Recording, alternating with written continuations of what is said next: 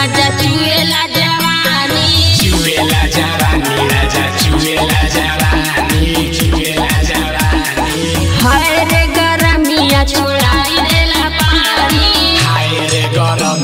छोड़ाई देला पानी जैसे चुए राजा चुएला जवानी चुएला जवानी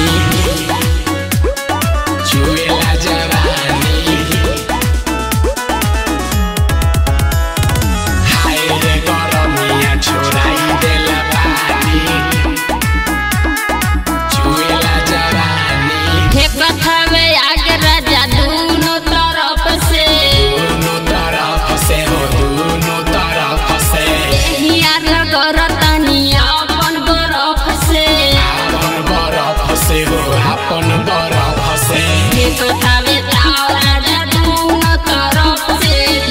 यार गरतनी अपन बरफ से काहे नाही बुझतनी मोर परेशानी हाय रे गरमिया छोड़ाई देला पानी हाय रे गरमिया छोड़ाई देला पानी हाय रे गरमिया छोड़ाई देला पानी गर्मी से देखी परेशान बानी हम जी परेशान बानी हम जी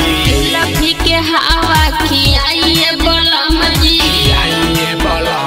खियाइए बलम जी गर्मी से देखी अगताइल बानी हम जी